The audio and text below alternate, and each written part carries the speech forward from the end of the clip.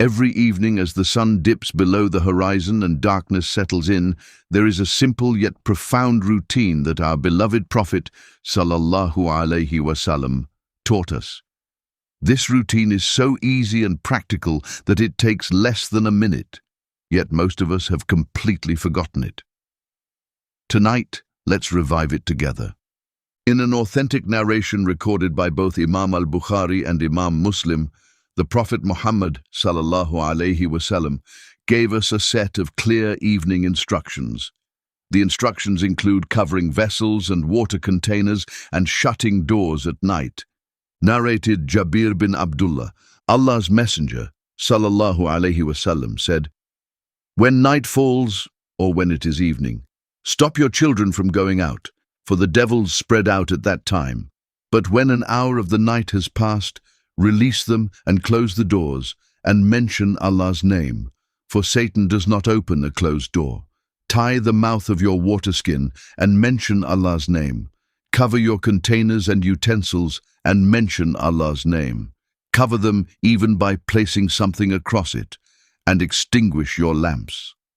We as Muslims are required to close our doors and cover our utensils while mentioning Allah's name, as Shaytan cannot remove a lid that has been placed, cannot untie a container that has been sealed, and cannot push open a door that has been shut over which Allah's name has been taken.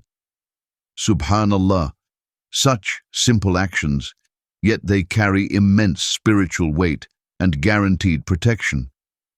There are multiple narrations on this theme, and they all point to the same wisdom. Once the sun sets and night arrives, we enter a time that requires extra mindfulness. The unseen world becomes more active. The jinn move more freely. And the Shaytan is always looking for an opening, literally and figuratively. Think about another beautiful hadith. When a person enters their home and mentions the name of Allah upon entering, and then again when they sit down to eat, the Shaytan is threatened that now he has no place to spend the night and doesn't have any food to feed on.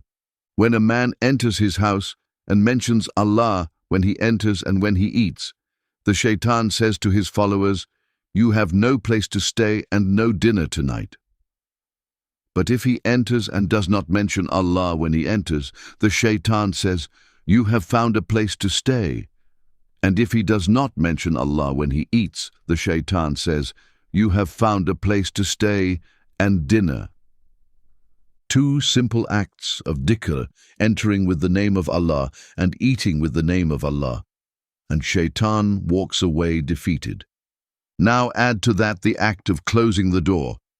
These small intentional actions build a shield of protection around your home and your family, not because of superstition, but because of obedience to the one who was given knowledge of the seen and the unseen.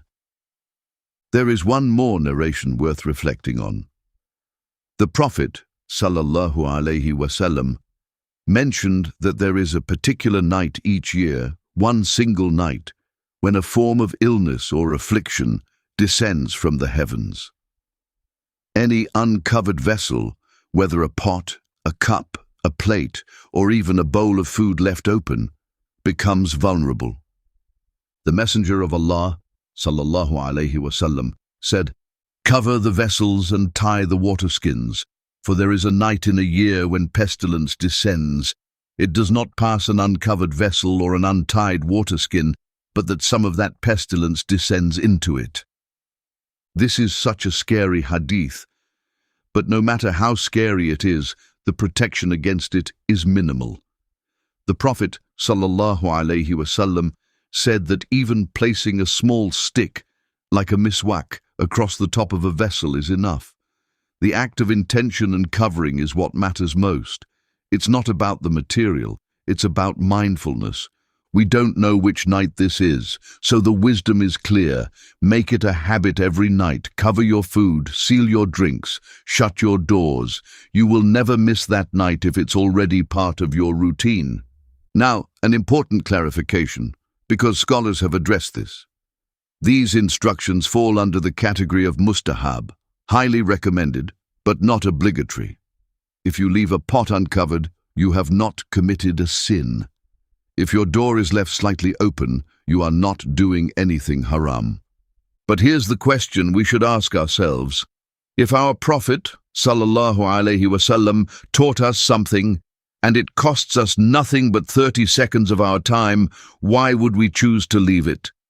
Leaving the Sunnah is not haram, but it is a loss, and we should never be comfortable with loss when the gain is so easy. Now what about windows? Interestingly, scholars note that the Hadiths specifically mention doors, not windows.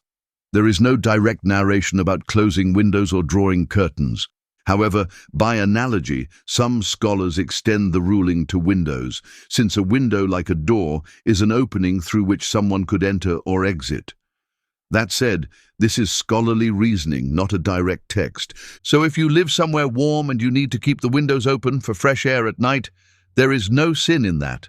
Alhamdulillah, the religion is ease, not hardship.